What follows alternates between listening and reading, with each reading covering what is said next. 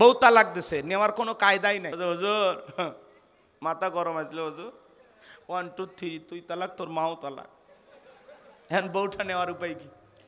হুজুর করছে না, নেওয়ার উপায় নেই, তালাক হয়ে গেছে। হুজুর 2 3টা বাচ্চা আছে, হুজুর একটা কিছু দেখেন হুজুর। হুজুরের হাতে তখন 5-10 হাজার দিয়ে দেয়। হুজুর যখন দেখছে 5-10 হাজার যখন পাইছে, তখন বলছে এটা প্রথম তালাক না? কথা কয় না, এটা কি তালাক? প্রথম তালাক। ঠিক আছে, আল্লাহ তো অসীম দয়ালু, ক্ষমাশীল। জীবনে মানুষ এরকম ভুল করতেই পারে। 2 3টা বাচ্চা আছে, ওদের ভবিষ্যৎ। ঠিক আছে, একবার তওবা করে আর একবার রিস্ক নেন। কথা কয় না? তাহলে টাকার জোরে ফতুয়া, হ্যাঁ টাকা দিলে ফতুয়া ঘুরে ফেলে দেবে, আছে না? না, টাকা পাইলে বাতিলের 5-6টা গোলাম হয়। আর সময় মতো এমন এমন সময় ফতুয়া ডেলিভারি দেয় যাতে ইস্তামালারা আগাইতে গিয়ে হোসট খায় পিছনে পড়ে। কথা কন ঠিক না? এরকম হুজুর আছে না? না, এরা জীবনে নিজেরাও ভালো হবে না, ইসলামেরও ভালো চাইবে না, ওরা কখনো চাবে না ইস্তামালারা ক্ষমতায় যাক। কথা বলে ঢেকেরা, ওরা সব সময় বাতিলের টাকার কাছে বিক্রি হয়া কল কাটি নারবে। এই কথা বোঝেন? নাম ধরে বললে আবার রাগ করবে, অল্পতেই বোঝেন। আমার ভাইয়েরা চলেন না সামনের দিকে যায়। এইবার এই কথা যখন বললেন, বেলালের কথা শোনার পরে আবু জাহেল ডেকে বলে, বেলাল রে, এত বড় লোভনীয় প্রস্তাব দিলাম, রাজি হইলা না? সোজা আঙ্গুলে ঘেউ না উঠলে আঙ্গুল একটু বাঁকা করা লাগবে। এই কথা বলে যুবকদের লিয়ে দিল, এই যুবকের দল, বেলালকে চাবুক দিয়ে পিটানো শুরু করো। হযরত বেলালকে চাবুক দিয়ে পিটানো শুরু করা হলো। এরা যত জোরে চাবুক মারে, বেলাল তত জোরে কালেমা পড়ে। বলুন আল্লাহু আকবার। চাবুকতে পিটাইতে পিটাইতে কালো চামড়াগুলো ফেটে রক্ত ঝরতেছে। ইসলামের প্রথম মুয়াজ্জিন বেলালের। আবু জাহেল ডেকে বলে, বেলাল, চাবুকতে পিটাইতে পিটাইতে কালো চামড়াগুলো ফেটে রক্ত ঝরতেছে, তবু কি নবী মুহাম্মদ সাল্লাল্লাহু আলাইহি সাল্লামের কালেমা ছাড়বি না? হযরতে বেলাল ডেকে বলে, আবু জাহেল রে, মারতে মারতে যদি মেরেও ফেলে দাও, জীবনটা দিতে রাজি, নবীজির কালেমা ছাড়তে রাজি নাই। বলেন আল্লাহু আকবার। এবার আবু জাহেল ডেকে বলে, এ যুবকের দল, পায়ে রশি বাঁধাও। হযরতে বেলালের পায়ে রশি লাগাও, উটের পায়ের সঙ্গে বাঁধো, আর আরবের উত্তপ্ত গরম বালিতে শেষরায় শেষরে না ঘোরো। তাই করা হলো। হযরতে বেলালের পায়ে রশি লাগাইয়া উটের পায়ের সঙ্গে বাইদা আরবের উত্তপ্ত গরম বালিতে শেষরাইয়া শেষরে না ঘোরা গুলো বাজার। আরবের বালিগুলো এত গরম, চাল দিলে মুড়ি হয়ে যায়। বাবলা গাছের কাঁটাগুলো জিব্বার ভিতরে পেরেকের মতো মারা গেল। বিকেল বেলা এসে ডেকে বলে, বেলাল, চাবুক দিয়ে পিটাইলাম, পায়ে রশি লাগায় নিয়ে ঘুরলাম, তবু কি নবী মুহাম্মদ সাল্লাল্লাহু আলাইহি সাল্লামের কালেমা ছাড়বি না? হযরতে বেলাল ডেকে বলে, আবু জাহেল রে, মারতে মারতে যদি মেরেও ফেলে দাও, বেলালের নিঃশ্বাস থাকবে যতদিন, বেলাল ইসলামের পথে টিকে থাকবে ততদিন। আর একটু জোরে বলেন আল্লাহু আকবার। আবু জাহেল ডেকে বলে, এ যুবকের দল, বড় একটা পাথর নিয়ে এসে বেলালের বুকের উপরে চাপায়া দাও। আবু জাহেল মনে করলো বড় পাথরে চাপার আঘাতে বেলাল মারা যাবে। এই কথা ভেবে বড় একটা পাথর বুকে চাপাইয়া দিয়া কাফেররা যখন চলে গেল, হযরতে বেলালের হাত বাঁধা, পা বাঁধা, বুকের উপরে বিশাল বড় পাথর, আর রক্তাক্ত জিহ্বাটা নাড়াইয়া বেলাল তবুও জিকির করতেছে। ও নওগাঁর মুসলমান ভাইয়েরা, নিয়ামতপুরের বাবাজিরা, এ ঘুঘুডাঙ্গার তরুণ সমাজেরা, আপনাকে আমাকে জিকিরি করার জন্য কেউ মারে না, পেটে না, ধমক দেয় না, তবু আমরা কপাল পরে আল্লাহর জিকিরি করি না। হাদিস শরীফের ভিতরে আসছে বাজান, নবীজি বলেছেন যার জিহ্বাটা আল্লাহর জিকিরে তরু তাজা থাকে, আল্লাহর জিকিরে ভিজা থাকে, ওই জিহ্বাওয়ালা মানুষ কোনোদিন জাহান্নামের আগুনে জ্বলবে না। বলুন সুবহানাল্লাহ। আমার আল্লাহ বলেন ফাযকুরুনি আযকুরুকুম ওয়াশকুরুলি ওয়ালা তাকফুরুন, তোমরা আমারে স্মরণ করো, আমি আল্লাহ তোমাদেরকে স্মরণ করব। কৃতজ্ঞতা প্রকাশ করো, অকৃতজ্ঞ হয় না। এবার যান জিকির করার জন্য আলাদা সময় লাগে না। মাঠে ময়দানে কাজ করতে করতে আল্লাহর জিকির করা যায়, ব্যবসা বাণিজ্য করতে করতে আল্লাহর জিকির করা যায়, অফিস আদালতে বসে বসে আল্লাহর জিকির করা যায়, রাস্তা দিয়ে হাঁটতে হাঁটতে আল্লাহর জিকির করা যায়, রিক্সা ভ্যান চালাইতে চালাইতে আল্লাহর জিকির করা যায়। সব সময় জবানে আল্লাহর জিকির চালু রাখতে হবে। মা বোন যারা আবার শুনতেছেন, মা মাসে কয়েকদিন আপনাদের নামাজ পড়া নিষেধ আছে, কিন্তু জিকির করার জন্য নিষেধ নাই মা। ওই সময়গুলোতে আপনারা বেশি বেশি করে জিকির করে কাটাবেন, জিকির করতে কোনো বাধা নাই। সব সময় জবানে জিকির চালু রাখবেন। সুবহানাল্লাহ, আলহামদুলিল্লাহ, লা ইলাহা ইল্লাল্লাহ, আল্লাহু আকবার, সুবহানাল্লাহি ওয়া বিহামদিহি, সুবহানাল্লাহিল আযীম, আল্লাহু আকবার। নবীর এক সহজ সরল সাহাবী এসে বলে, নবী ইসলামের এত বিধিবিধান আমার মনে থাকে না, সহজ কোনো আমল দেন। আমার নবী ডেকে বলে, সাহাবী সব সময় আল্লাহর জিকিরে যদি জিহ্বাটা তরুতাজা রাখতে পারো, আল্লাহর জিকিরে জিহ্বাটা যদি ভিজে রাখতে পারো, এই জিকির তোমাকে জান্নাতে পৌঁছায় দেবে। বলুন সুবহানাল্লাহ। তাহলে সব সময় জবান দিয়ে জিকির করতে হবে। কার? বেলালের মতো কেউ মারে না, পেটে না, ধমক দেয় না, তবুও কেন আমরা আল্লাহর জিকির করব না? আমরা সব সময় আল্লাহর জিকির করব। গভীর মনোযোগ আমার দিকে তাকান, এই যুবক কানটা লাগাও। হযরতে বেলাল রক্তাক্ত জিহ্বাটা দাঁড়ায় চোখের পানি ছেড়ে দিয়ে কাঁদেন আর ডেকে বলেন, আল্লাহ তুমি তো সেই আল্লাহ, ইব্রাহিমের জন্য যদি নমরুদের আগুনকে আল্লাহ ফুলের বাগান বানায় দিতে পারো, ও আল্লাহ তুমি কি পারো না? আমি বেলালের বুকের উপরে পাথর থাকার কারণে তোমার মতো মালিকের জিকির করতে বড় কষ্ট হয়। ও আল্লাহ তুমি কি পারো না আমি বেলালের বুকের পাথরটাকে তুলার মতো নরম বানায় দিতে? হযরতে বেলাল দোয়া করতে দেরি, আসমানের মালিক আল্লাহ দোয়া কবুল করতে দেরি করে নাই। বেলালের বুকের পাথরটাকে আমার আল্লাহ তুলার মতো নরম বানিয়ে দিয়েছেন। বলুন সুবহানাল্লাহ। এইবার বেলাল নিঃশ্বাসের সাথে, বেলালের নিঃশ্বাসের সাথে পাথর ওঠে আর নামে আল্লাহু আকবার। আশিক রাসূল বেলাল, নবীর পাগল বেলাল, নবীকে কতটা ভালোবাসতেন জানেন বাজান গো আমার? আহারে, নবী যখন মক্কা নগরীতে পথ চলতো, বেলাল একবার ডানে যায় আর একবার বামে যায়। নবী ডেকে বলে, বেলাল বুঝদিন একবার ডানে যাও একবার বামে যাও, কারণটা কি? হযরতে বেলাল ডেকে বলেন, নবী গো আমি ডান দিকে যাই আর মনে মনে ভাবি ওরা যদি ডান থেকে তীর নিক্ষেপ করে ওই তীরটা যেন আমি বেলালের বুকের ভিতরে ঢোকে।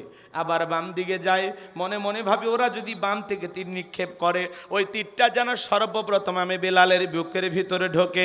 আমি বেলাল মারা গেলে ইসলামের ক্ষতি হবে না, আপনি নবী মারা গেলে ইসলাম আর মাথা উঁচু করে সামনের দিকে দাঁড়াতে পারবে না। কাফেরা হলো আপনার শত্রু, কখন কোন দিক থেকে আক্রমণ করে আমি জানি না, এই জন্য আমি আপনার ডানে যাই আর বামে যাই। বলুন আল্লাহু আকবার।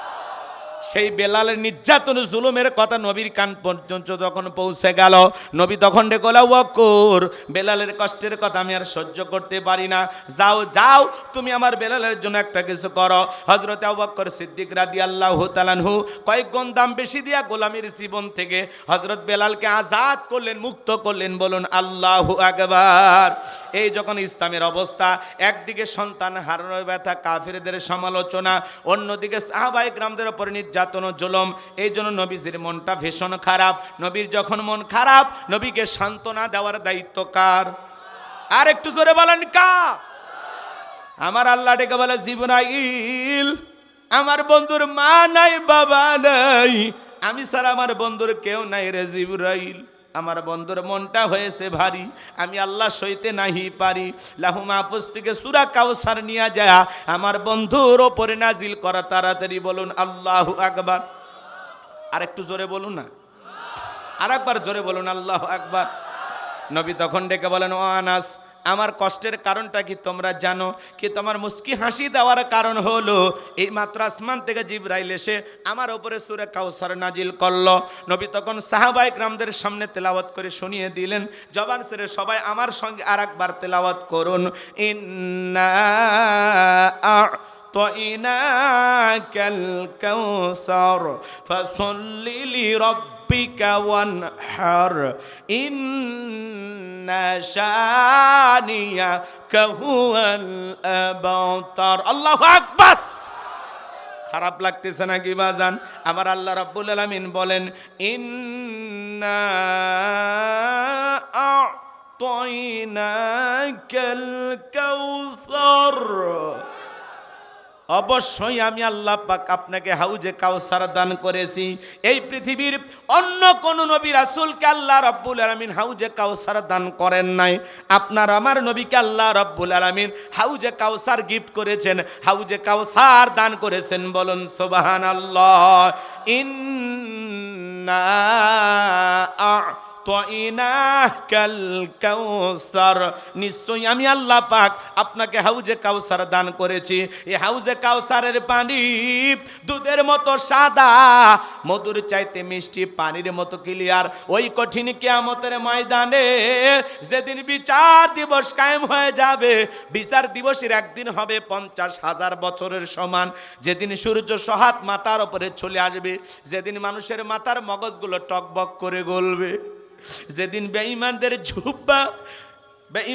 জিহুব্বা নাভি পর্যন্ত ঝুলে আসবে, যেদিন পাহাড় পর্বত নদী নালা খাল বিল বিল্ডিং আমারত গাছ গছালি কোনো কিছু থাকবে না। কুল্লু মান আলাইহা ফান, এই পৃথিবীর সব কিছু আল্লাহ তাআলা ধ্বংস করে দেবেন। ওই কঠিন কিয়ামতের ময়দানে যেদিন ভাই ভাইকে দেখে পালিয়ে যাবে, আমার আল্লাহ বলেন, ইয়াউমা ইয়াফিরুল মারউ মিন আখি ওয়া উম্মিহি ওয়া আবি ওয়া সাহিবাতিহি ওয়া বানি। আর একটু জোরে বলেন আল্লাহু আকবার। আমার আল্লাহ বলেন, সেদিন ভাই ভাইকে দেখে পালিয়ে যাবে, মাতা পিতা সন্তানকে দেখে পালিয়ে যাবে, স্ত্রী স্বামীকে দেখে পালিয়ে যাবে, কেউ কারো পরিচয় দেবে না। ওই কঠিন কিয়ামতের ময়দানে আল্লাহর আরশের ছায়া ছাড়া আর কোনো ছায়া থাকবে না। ওই ছায়ার ভিতরে আল্লাহ রাব্বুল আলামিন শাস্ত্রীয় মানুষকে ছায়া দান করবেন। এটা হলো কিয়ামতের ময়দানে আল্লাহ তৈরি করা ভিআইপি গ্যালারি। সেখান থেকে আল্লাহর বান্দারা কিয়ামতের ফাইনাল খেলা উপভোগ করবে। এদিকে দলে দলে মানুষ পানি পানি বলে চিৎকার মারবে, আর বিশ্ব নবীর দিকে রওনা করবেন। নবীজি হাউজে কাউসারের পেয়ালা নিয়ে দাঁড়িয়ে থাকবেন। সুবহানাল্লাহ কোন। আমার দিকে তাকান। হযরত আবু বকর পিয়ালাগুলো ভরায়া দিবেন, মাঝখানে দাঁড়িয়ে থাকবেন হযরত ওমর। হযরত ওমর নবীজির হাতে দেবেন, আর নবীজি তার আদরের উম্মতদেরকে খুঁজে খুঁজে কিয়ামতের ময়দানে হাউজে কাউসারের পানি পান করায় দেবেন। মানুষ যখন দলে দলে নবীজির দিকে রওনা করবেন, আমার ভাইয়েরা, কিছু মানুষের চোখের সামনে আল্লাহ রাব্বুল আলামিন পর্দার আবরণ তৈরি করে দেবেন। নবী তখন ডেকে বলেন, আল্লাহ, সংখ্যায় আমি আমার অনেক উম্মতকে দেখতে পাইলাম, কেন জানি সংখ্যাটা কমে গেল বুঝতে পারলাম না। আমার আল্লাহ তখন ডেকে বলবে, বন্ধু, পাইকারি দরে আপনি সবাইকে হাউজে কাউসারের পানি পান করাইতে পারবেন না। দুনিয়ার জীবনে দুইটি অপরাধ করেছিল যারা, কিয়ামতের ময়দানে আজকে আপনার হাতে পানি পাবে না তারা। জোরে বলেন, কয়টি অপরাধ? কথা বলেন না কেন? এ যুবক, ঘুমাইছো? কয়টা অপরাধ? এই দুইটি অপরাধ আপনার আমার ভিতরেও থাকতে পারে কিনা? দুইটি অপরাধ কি জানার দরকার আছে না নাই? কারা কিয়ামতের ময়দানে হাউজে কাউসারের পানি পাবেন একটু খেয়াল করে শোনেন বাজান। আমি একটু পরে বলতেছি, সামনের দিকে যাই। আমি যে কথা বলতে চাচ্ছিলাম, নবীজির হাতে এক পেয়ালা হাউজে কাউসারের পানি যদি পান করতে পারেন, জান্নাতে ঢোকা পর্যন্ত আপনার আর তৃষ্ণা লাগবে না, তৃষ্ণা মিটে যাবে। বলুন সুবহানাল্লাহ। ও নওগাঁর মুসলমান ভাইয়েরা, কারা কারা নবীজির হাতে কিয়ামতের ময়দানে হাউজে কাউসারের পানি পান করতে চান? দুইটা হাত তুলে আল্লাহকে দেখান। আমার সঙ্গে বলুন, আল্লাহ আমাদের সবাইকে কিয়ামতের ময়দানে নবীজির হাতে হাউজে কাউসারের পিয়ালার পানি পান করার তৌফিক দান করুন। চিল্লায় বলুন আমিন। আর একটু জোরে বলুন আমিন। আরো একবার বলুন আমিন। হাত নামান আমার সোনা ভাইয়েরা। এই যে হাউজে কাউসারের পানি চাইলে কি পাওয়া যাবে? কথা কয় না। পানি চাইলেন আর পাইলেন? এক্সাম্পল, উদাহরণ, কথা বোঝানোর জন্য আমি আপনাদের এলাকায় আসলাম, একটা ছেলের হাতে কিছু চকলেট দিলাম, দিয়ে বললাম ভাতিজা আমার জন্য এক বোতল পানি আনো, একটু উজু বানাবো। ওই ছেলেটা চকলেট পেয়ে মারছে দৌড়, মাঝখানে আসার খাইয়ে পড়ে গেছে, হাঁটু ছিলে গেছে, রক্ত বের হয়েছে। এরপরে বদনা ভরিয়া পানি নিয়ে আমার সামনে হাজির। আমি তখন বললাম বাবা এই পানি টানতে গিয়ে কষ্ট হয়েছে, মাঝখানে আসার খাইয়ে পড়ে গেছো, হাঁটু ছিলে গেছে, ব্যথাও মনে হয় পাইছো। ওই চকলেট থাকার কারণে ছেলে বলতেছে আমি এরকম কত পড়ে যায় আমার কিছুই হয় না। ওই চকলেট থাকার কারণে ব্যথাকে ব্যথা মনে হচ্ছে না। কথা বলেন ঠিক কিনা? কিয়ামতের ময়দানে নবীজির হাতে এক পেয়ালা হাউজে কাউসারের পানি তকদিরে, নসিবে, কিসমতে, ভাগ্যে যদি জুটে যায়, কিয়ামতের কঠিন দিন আপনার কাছে কঠিন মনে হবে না, আল্লাহ সহজ করে দেবেন। সুবহানাল্লাহ পকেটে তুলে রাখেন, কাল 9টার পরে ভাবিক সাথে নিয়ে বললেন। একটু জোরে কর না সুবহানাল্লাহ। একবার যদি সুবহানাল্লাহ বলেন আপনার নামে জান্নাতে একটি গাছ লাগানো হয়। একটু জোরে বলুন সুবহানাল্লাহ। আমার সোনা ভাইয়েরা, নবীজির হাতে হাউজে কাউসারের পানি আর আল্লাহর আরশের নিচে ছায়া যদি ভাগ্যে জুটে যায় আপনি জান্নাতি, আপনার আর টেনশনই নাই। এই কিয়ামতের 50,000 বছর ওই সমস্ত নেককার ইমানদার মুত্তাকিদের কাছে মনে হবে এক ওয়াক্ত সালাত আদায় করতে যে সময়, এই 50,000 বছর সময় তার কাছে তেমনি ছোট মনে হবে। বলুন সুবহানাল্লাহ। সে হাউজে কাউসারের পানি চাইলে পাওয়া যাবে না, কাজ করতে হবে। জোরে বলেন কি করে লাগবে? ঠান্ডা পানি দিয়ে উযু বানায় সালাত আদায় করতে হবে। হঠাৎ করে কেউ নামাজ পড়া শুরু করলে, সালাত আদায় করা শুরু করলে, পুরাতন মুসল্লি যারা এরা তখন বলে বাপ রে বাপ, সূর্য কোন দিক উঠছে, উত্তর পাড়ার নয়ন দেখি মসজিদে। নামাজ পড়বি না 2 দিন পরে ছেড়ে দিবি, আছে না? না মুরব্বি মুরব্বি চাচা সাবধান। দাওয়াত দিয়ে তো 5 জনকে মসজিদে আনতে পারেন না, 10 জনকে মসজিদে আনতে পারেন না। হঠাৎ করে একটা লোক নামাজ পড়া শুরু করছে, 2 ওয়াক্ত পড়ুক আর 2 দিন পড়ুক, এটা এর ব্যাপার। আপনি কেন সমালোচনার তীর ছুটতেন? কেন লোকটারে সমালোচনা করে কষ্ট দিতেছেন? আপনার এই সমালোচনায় শুই না এই লোক যদি আর আল্লাহর ঘরে না আসে, আল্লাহর কাছে কি জবাব দিবেন? বেটা মুরব্বী হইছো, বয়স হইছে, তাও বুদ্ধি হইল না। এত পাকলো তাও বুদ্ধি পাকলো না। রাগ করছেন? এরকম খাটাস টাইপের কিছু মুরব্বী আছে, খাটাস খাটাস। আপনাদের এলাকায় আছে নাকি? মুরব্বীদের অপমান করছি না। কেন আপনি একজন নামাজি আসলে কেন এই কথাটা বলেন? মনের মধ্যে এই কথাটা কেন বলেন জানেন? শয়তান আপনার দিয়ে বলায় নেয়। কথা কন। নামাজি তো 2 জন বেশি হয় মসজিদে, এতে আপনি খুশি না বেজার? তাহলে কেন বললেন যে নামাজ 2 দিন পড়বি না ছাইরে দিবি? আল্লাহর সাথে ঠিকঠাক ভাবে নামাজ পড়, ফাজলামি করিস না, এলে বলার দরকার আছে আপনার? ওই লোকটা কি আপনার দাওয়াতে মসজিদে আসছে? তাহলে ফটো ফটো করতেছেন কে? কথা কন নাকি আপনারা? আপনার দায়িত্ব কি? দেখে খুশি হবেন, আনন্দিত হবেন যে ভাতিজা তুমি মসজিদে আসছো, দেখে দিলটা ভরে গেছো। বিশ্বাস করো ভাতিজা, আল্লাহর কাছে আমি দোয়া করি, আল্লাহ আমার এই ভাতিজাকে মৃত্যু পর্যন্ত মসজিদে এসে 5 ওয়াক্ত নামাজ পড়ার তৌফিক দান করুন। আপনি দোয়া করেন, ভালোবেসে বুকে নেন। পারলে দোয়া করেন যে ভাতিজা আসরের নামাজের পরে ঘুঘুডাঙ্গা বাজারে বইসা 1 কাপ চা না খাইলে তোরে ছাড়বো না। এই কথা কন। এরকম নামাজির ব্যবহার হবে। খবরদার নামাজি হয়ে আর এক নামাজিরকে এইভাবে সমালোচনা করে কষ্ট দেবেন না, মনে থাকবে। যুবক বয়সে দাড়ি রেখছে, এটা নিয়ে সমালোচনা। এই বয়সে দাড়ি রাখলি, বউ নিয়ে ঘুরতে গেছে, ভাবি আসসালামু আলাইকুম, সাথে চাচার খবর কি? বউ বাড়ি দেশে রাগ করে, বাহিরে তোমার সাথে যাওয়া যায় না কেন? কয় আমারটাকে ভাবি আর তোমারটাকে চাচা। যেই বউ নবীর সুন্নত দাড়িকে মহাব্বত করে না, এই বউ আপনাকে 100% ভালোবাসা দিতে পারে না। কথা বলেন ঠিক না? পৃথিবীর সকল নবীদের মুখে দাড়ি ছিল, এই দাড়ির ভিতরে আছে মদিনাওয়ালার প্রেম ভালোবাসা। কথা বলেন। হে যুবক, পরিষ্কার শুনে নাও, যে নারী তোমাকে দাড়ি রাখা দেখে আনস্মার্ট মনে করে, তোমাকে অবজ্ঞা অবহেলা করে, তোমাকে খ্যাত মনে করে, মনে রাখবা যে নারী তোমার মুখের দাড়িটাকে অপছন্দ করে ওই নারী তোমার স্ত্রী হওয়ার যোগ্যতা রাখে না। ওই নারী তোমার ঘরের বউ হওয়ার অধিকার রাখে না। ওর কাছে টিকটকার স্বামী লাগবে, ওর কাছে ইয়াবাখোর নিশাখোর লাগবে, অনলাইনে জুয়া খেলে এরকম যুবক লাগবে। ভালো ছেলে ওর ভাগ্যে জুটবে না, ওর ভাগ্যে জুটবে বিড়িখোর, গাঁজাখোর, ইয়াবাখোর, মদখোর, হারামখোর, লুচ্চা, বদমাইশ। ওর আর ভালো স্বামী জুটবি না। এ থাম বাবা, ও আবার করছে হিরো আলম স্বামী, ও আর কত বিয়ে করবে, করুক। রাগ করতেছেন আপনারা? হিরো আলমকে ভালোই চেনেন না? কয়েকদিন আগে জেল খাটছে, ও আবার জেল খেটে বের হয়ে বলতেছে জেলের পরিবেশ আগের চেয়ে ভালো, খাবার দাবার খুবই উন্নত, পোলাপান খুব চেনে। হ্যাঁ আচ্ছা চলুন সামনের দিকে যাই। বিরক্ত হয়েছেন আমার কথায়? খারাপ লাগতেছে? তাহলে দাড়ি কার সুন্নত? মদিনাওয়ালার সুন্নত। কার সুন্নত? আমাদের নবীর সুন্নত। টুপি খোলা যায়, জুব্বা খোলা যায়, দাড়ি এমন একটা সুন্নত 24 ঘন্টা লাগে থাকে। সুবহানাল্লাহ।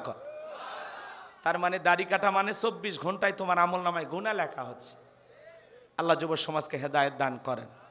যুবক, মদিনাওয়ালার প্রেম ভালোবাসা যদি বুকে থাকে আর দাড়িতে খুল লাগায় না, বেল্ট লাগায় না, 50-60 বছর বয়স হয়ে গেছে, মুরব্বী মানুষ, চামড়া জইরা গেছে, সেলুনে যায় কয় নাফিদের কাছে মাইরে দে, ক্লিন শেভ কর।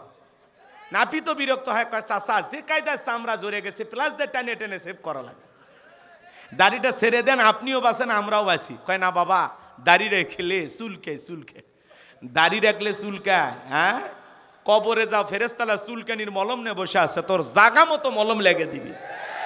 কথা বলেন ঠিক না? হে যুবক, টুপি দাড়ি ভালো লাগে না? নওগাঁ থেকে ঢাকার উদ্দেশ্যে রওনা করেছ হানিফ গাড়িতে চইরা, আল্লাহ না করুক বাস দুর্ঘটনায় ট্রাক আর বাস মুখোমুখি সংঘর্ষ, তুমি মারা গেছো, ইন্না লিল্লাহি ওয়া ইন্না ইলাইহি রাজিউন। পকেটে টুপিও নাই, মুখে দাড়িও নাই, মানুষ তখন কি করবে? হয় সেন খুলবে, না হলে লুঙ্গি তুলবে। কথা বলেন ঠিক কিনা? এ যুবক, মুখে যদি দাড়ি থাকে আর মাথায় যদি টুপি থাকে বুঝতে পারবে এটা মুসলমানের সন্তান। কথা বলেন ঠিক কিনা? কিন্তু মুখে মাথায় টুপিও নাই, মুখে দাড়িও নাই, মরার পরে তখন মানুষ ইজ্জত খুলে দেখবে মাথা কাটানো আছে না না। এই জন্য ভালো হয়ে যাও, সফরে বের হলে দুইটার একটা নিয়ে ঘোরো, হয় টুপি না হলে দাড়ি। কথা কন, যাতে মরার পরে তুমি যে মুসলমান এটা চিনতে সহজ হয়। আর আপনি যদি বলেন হ্যাঁ হুজুর মরার পরে দেখবি, ব্যাপার হলো, তাহলে আপনি আসলে একটা বেহায়া গো, আপনার লজ্জা নাই, শরম নাই। মরার পরে কেন দেখবে মানুষ? রাগ করতেছেন? বিরক্ত হয়েছেন? আল্লাহ আমার যুবক ভাইদের হেদায়েত দান করে। যুবক, দুটা পা গায়ে দাও, আমি তোমাদের পা ধরে বলে যাই, আমি গুনাহগারের কথায় মদিনাওয়ালাকে ভালোবাসা, নবীর মহাব্বত আর দরদ ভালোবাসা নিয়ে এরকম কি 2-4 জন যুবক দাড়ি ছাড়া আজকে নিয়ত করলেন হুজুর কথা দিলাম আর দাড়ি কাটবো না, নবীকে ভালোবাসা দাড়ি রাখবো হুজুর আর কাটবো না, এরকম 2-1 জন কেউ আছেন?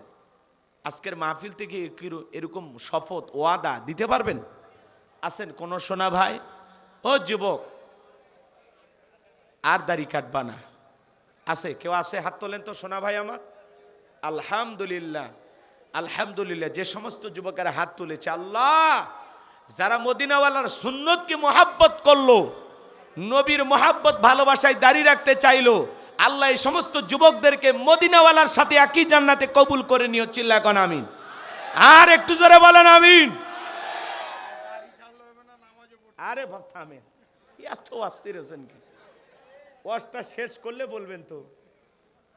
হ্যাঁ দেখেন তো হুজুর কোন ওয়াজ করে, তাই না?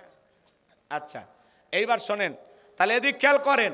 তাহলে হাউজে কাউসারের পানি চাইলেই পাওয়া যাবে না, কাজ করতে হবে। জোরে বলেন, কাজ করতে হবে কয়টি? 2টি। আরো জোরে। দুইটা আঙ্গুল তুলে বলেন তো কয়টি? দুইটি। আরো জোরে। জোর হলো না, উঠেই যাবে। হাত নামা আমার সোনা ভাইয়েরা, সেইটা আল্লাহ তাআলা 2 নম্বর আয়াতে জানিয়ে দিলেন, ফাসল্লিলি রাব্বিকা ওয়ানহার। বলুন বলুন, ফাসল্লিলি রব্বিকা ওয়ানহার। 1 নাম্বার হলো ফাসল্লিলি রব্বিকা, রবির উদ্দেশ্যে সালাত আদায় করা লাগবে, রবির উদ্দেশ্যে নামাজ আদায় করা লাগবে। নামাজ হবে একমাত্র কার জন্য? তাহলে হাউজে কাউসারের পানি পান করতে গেলে 2টি কাজ করতে হবে। 1 নাম্বার হলো রবের উদ্দেশ্যে সালাত আদায় করলে। ভাই ঠিক আছে? আপনি না সভাপতি? না সভাপতি নাকি? আপনি সভাপতি, আপনি সহসভাপতি? আচ্ছা, আপনি ঠিক আছে বাবাজি, আলহামদুলিল্লাহ। থাকেন, আশেপাশে সব মুরব্বী আছে, ভালো মুরব্বীদের মাঝখানে আমি যুবক, তো সাহস পাওয়া যায়। মুরব্বীরা কাছে থাকলে মানে বেশি সাহস লাগে। কথা বলছেন? কয়েকদিন আগে এক মাহফিলে মুরব্বী পাইছি, একেবারে সেই রকম মুরব্বী। কথা বোঝেননি? বসা মাত্র করছে, হুজুর রাজনীতির কথা কইন না, মনে হচ্ছে একটা চটকা নামারি। খেলে মুরব্বী বাপের বয়সী বেঁচে গেছে। আচ্ছা, আমি গাইবান্ধা থেকে যাচ্ছি, রাজনীতি করবে? হ্যাঁ, আর আমি রাজনীতি করলে কি দুনিয়ার পচা রাজনীতির কথা বলবো? আমি বললো কোরআন সুন্নাহ থেকে বলবো। কথা বলেন। নবীর জীবন থেকে বলবো, সাহাবা ইকরামদের জীবনে থেকে বলবো। যে রাজনীতি করা ফরজ, যে রাজনীতি করলে জান্নাত কনফার্ম। কথা কন। ওই মনে করছে আমি ঘুমসোরের কথা কম, বলে 2 নাম্বারের কথা আমরা কই নাকি? আমরা যা কব 1 নাম্বার। কথা বলেন। একটু অপেক্ষা করেন, সামনে যাই। তাহলে হাউজে কাউসারের পানির জন্য কয়টি কাজ? 1 নাম্বার ফাসল্লিলি রব্বিকা। আয়াতের দিকে তাকান। ফাসল্লিলি রব্বিকা, রবের উদ্দেশ্যে সালাত আদায় করতে হবে। নামাজটা হবে কার জন্য? কুল ইন্না সালাতি ওয়া নুসুকি ওয়া মাহইয়ায়া ওয়া মামাতি লিল্লাহি রাব্বিল আলামিন। সূরা আনআম আয়াত নাম্বার 162। আল্লাহ রাব্বুল আলামিন জানিয়ে দিলেন, নবীজি আপনি বলুন, আমার নামাজ, আমার কুরবানি, আমার জীবন, আমার মরণ লিল্লাহি রাব্বিল আলামিন, আসমান জমিনের প্রতিপালকের জন্য। তাহলে মুমিন জীবনের সব ইবাদত হবে একমাত্র কার জন্য? আমার জীবন, আমার মরণ, আমার বন্দেগি কবুল করো ইয়া ইলাহি, আমার জিন্দেগি, আমার জীবন, আমার মরণ, আমার বন্দেগি। জোরে কোন মারহাবা। তাহলে নামাজ হবে কার জন্য? আর একটু জোরে বলেন। যেমন তেমন নামাজ না, নামাজ নামাজের মতো হওয়া লাগবে। আমার আল্লাহ রাব্বুল আলামিন বলেন, ফালইয়াবুদু রাব্ব হাযাল বাইত আল্লাযী আত'আমাহুম মিন জু' ওয়া আমানাহুম মিন খাউফ।